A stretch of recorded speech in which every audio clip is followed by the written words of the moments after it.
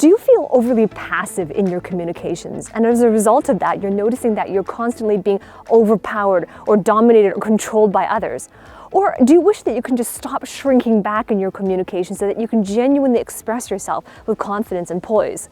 Well, if that's you, then continue on to this video, because today what I'm going to share with you is how to be communicative and how to be so assertively. So this is your art and science of assertive communication, right? And if you haven't done so already, remember to subscribe to my channel, ring that bell as well below, because I release videos every single week that talk on topics of communications, career growth, critical thinking that help you to create your most inspired life. So walk with me here and let's talk about assertive communication. Assertive individuals expand in the communication spheres while the passive individuals retracts. So the key is, how do we maintain that frame so that we are not empowered of others? You see, but the key is this: you are not a victim. If you are noticing that you're more passive in your communication, and that people constantly interrupt you, or that they're overpowering, right? It's not that you're a victim of their overpowerment, but even though it could feel that way, it could feel that we're on the receiving end of it, and we're victims of the way that they're making us feel, or maybe criticisms or judgment. It could feel that way, but we are not victims of that. Instead, essentially what is happening is that you're being disempowered by your ability to express yourself, to relay your ideas, or to give instructions or directions to your teams. And as a result of that disempowerment, that's why it feels like we are being overpowered or victims of over-empowerment by others. So this is about, how do we get to the place where we want to be, where we can express ourselves, share our ideas, or give directions in a way where we do not feel dominated or controlled by others. But at the same time, as we are communicating, we are completely and wholly empowered by the words that we are saying and by the belief we have in what we have to say. So this is the art of effective communication. It is a blessing in disguise to have an experience of feeling overpowered and dominated by others, because it is that feeling of being overpowered that causes us to desire inner empowerment. And that's the whole thing about this. Being assertive is around, first and foremost, being empowered from within before we can produce the outward effect of assertive communication. Right? So in this video, I want to share with you 3 tips on how to communicate more assertively every single time, no matter who you are speaking with. Right? So here it is, 3 steps. Right? Bring out your notebooks, take down some notes as well, because just accumulating knowledge is not going to be helpful for you. You must implement the 3 steps that I'm teaching you today. Step number 1 is to strategize your communication. What do we mean by that? And how can we implement strategies whenever we speak? Here is the essence of what you are doing when you are strategizing. You are navigating the complex landscape of communication. It is a complex landscape, but let me paint the picture for you. Chances are, whenever you're communicating either one-on-one or one-to-many, in a platform, on a stage, in a meeting room, there are individuals, every individual in fact that you're going to be speaking with is going to have a different perspective from you. They're going to have different communication styles. They're going to have different views towards trust and how to build relationships. And definitely, they're going to have different perspectives because of their cultural background or maybe their upbringing. So that creates a very complex communication landscape. So when you are strategizing your communication, it is about being able to effectively navigate those complexities, because there's many layers deep of nuances that create that dynamicity in your audience, between you and your audience, and your ability to communicate assertively is going to be directly proportional to your ability to create satisfying relationships, right? To be able to build efficient business, either whether or not you are working for a company or whether or not you are an entrepreneur. And finally, it's your ability to be able to have satisfying outcomes that you produce together.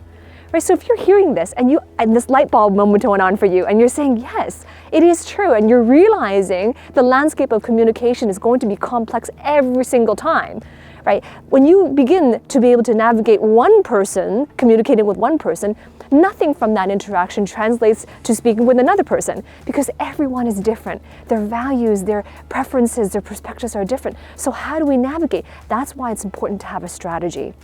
Right? So if you are serious about taking your skill to the next level and you want to know, well, what is the strategy on how I communicate across cultures or across perspectives or across even their value systems or hierarchy of values, then I invite you to come into my masterclass. This is what I teach my clients every day, right? They go through a masterclass training with me where they learn all the proven principles on how to navigate and implement this very successfully, no matter who they're speaking in front of. So this is only for you if you're serious about making this investment in your education.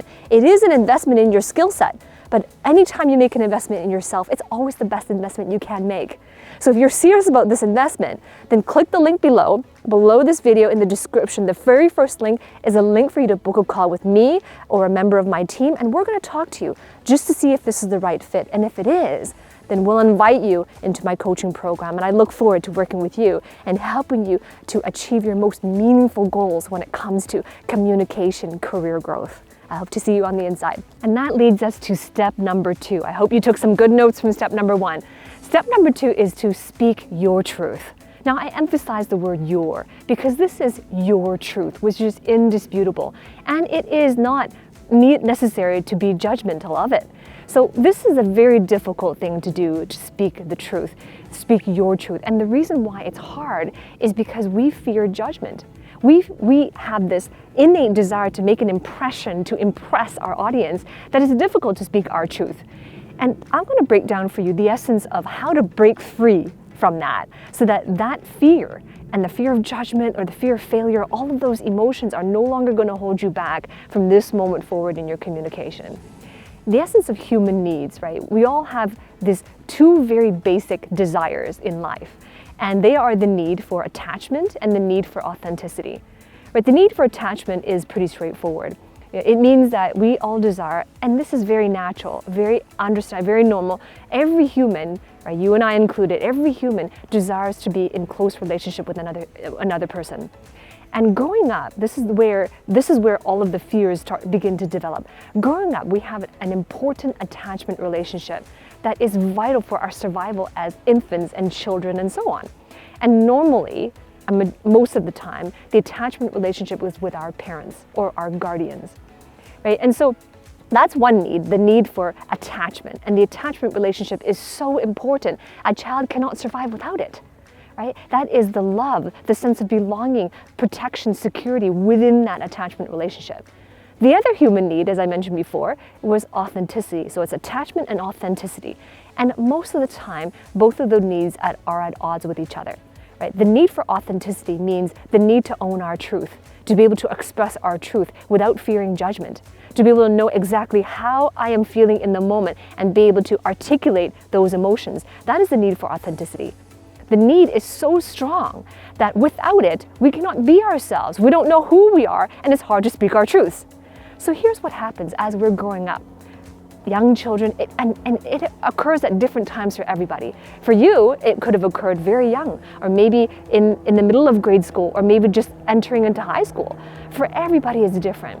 But what happens is that as children, our need for authenticity becomes at odds with our need for attachment, which means that as children, at some point, we begin to see the dilemma as children. If we were to share our truth as children, that the attachment relationship is threatened.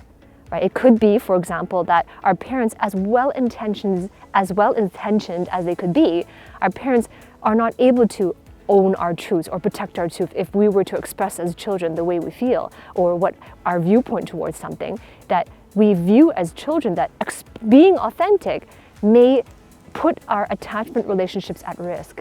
And between the two, when it comes to attachment versus authenticity, as children, the attachment is going to be far more important than authenticity. So without a shadow of doubt, we give up our authenticity so that we can continue to have the attachment relationship. And as a result, months turn into years, years turn into decades. And that's why many have grown up unable to know exactly who they are and to speak their truth. There's huge hesitation towards that. And that's why it's important to be able to reconnect with our authentic self, to know what our values are, to speak your truth. What is your truth? And this takes a lot of coaching and be able to have some guidance on how do we understand what our truths are anyway. Because we've spent so many decades of our life knowing what other people's truths are and adopting other people's truths into our life, even though we don't necessarily desire that or value that. And then therefore it becomes our truth, but it's not really ours. It was somebody else's that we just passively undertook as though it was ours. And that's why oftentimes the decisions we make in terms of career, relationships even, later on in life, they don't make sense to us anymore. Because we've let go of our authenticity, our need to be our authentic selves. So step number 2 is really deep and it's really important. It follows from step number 1. Right? Step number 1 being strategize your communication, and step number 2 being speak your truths. Because once you have the strategy on navigating the complex communication landscape, if you will speak your truth and hold your truths as being true to yourself and not as a result of what somebody else told you what you should believe, then that is the excellent foundation for being assertive every single time. So let's move on to step number 3. Step number 3, final step, is to set your boundaries. Boundaries are key when it comes to communicating one-to-one, one-to-many, friend, family, or colleague. It is important to know where you begin and where you end. Setting boundaries will help you to really understand what you will accept and what you will not accept.